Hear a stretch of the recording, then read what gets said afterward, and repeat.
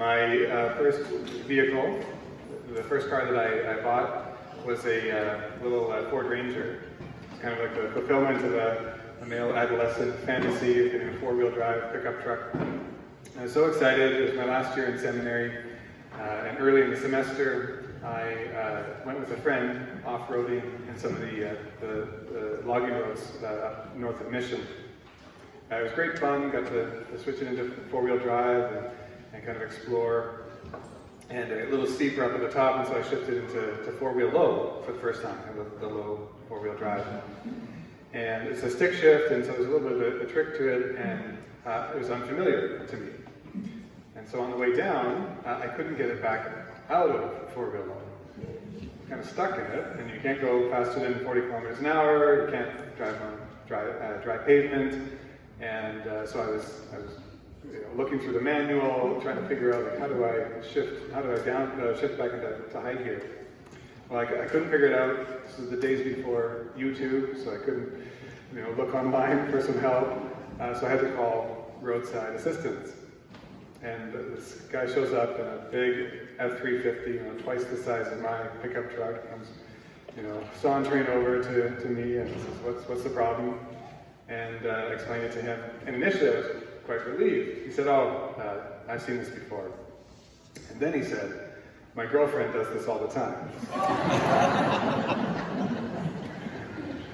I was with a seminarian friend who could not wait to share that story with all the seminarians back at school. We all have these moments of embarrassment, opportunities, for humility. Sometimes kind of singular events like that. Sometimes they're patterns, they're habits, or parts of our life that are challenging. What do we do with them? How do we respond? And how does this, relate to our relationship with God?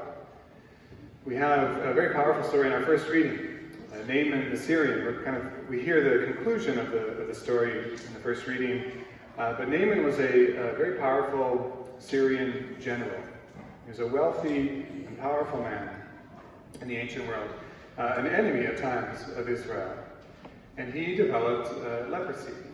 He came down with a disease that there's so much kind of contained within that. It was not just the disease itself, but the disfigurement, the embarrassment, kind of the physical disability that was so apparent.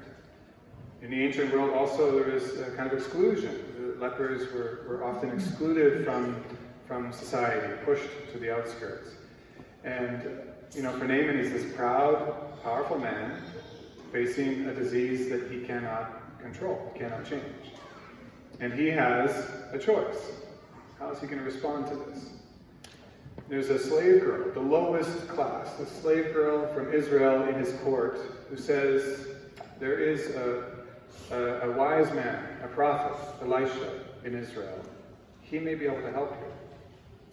And Naaman chooses to respond. He chooses to humble himself, to receive this advice from the lowest member of his court, and to seek this healer up in a foreign country. And he goes to Israel, and Elisha doesn't even meet with him.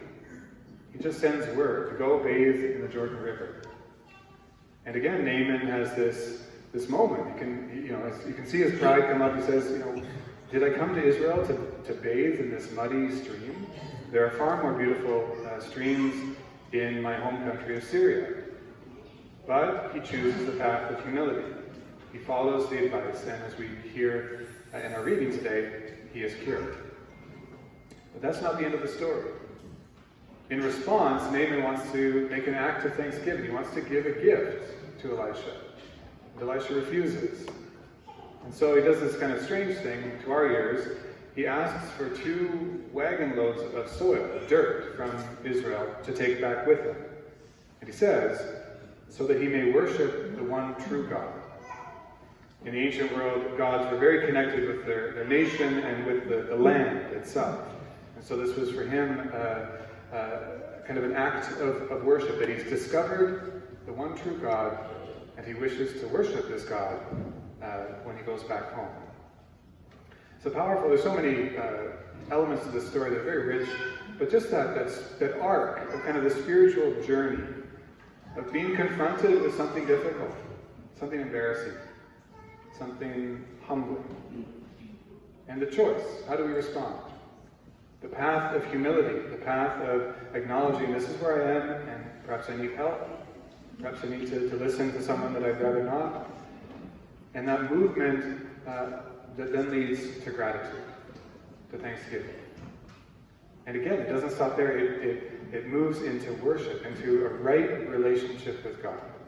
That being in a place of humility and acting with gratitude, choosing to be thankful, restores us. It establishes us in a relationship with God.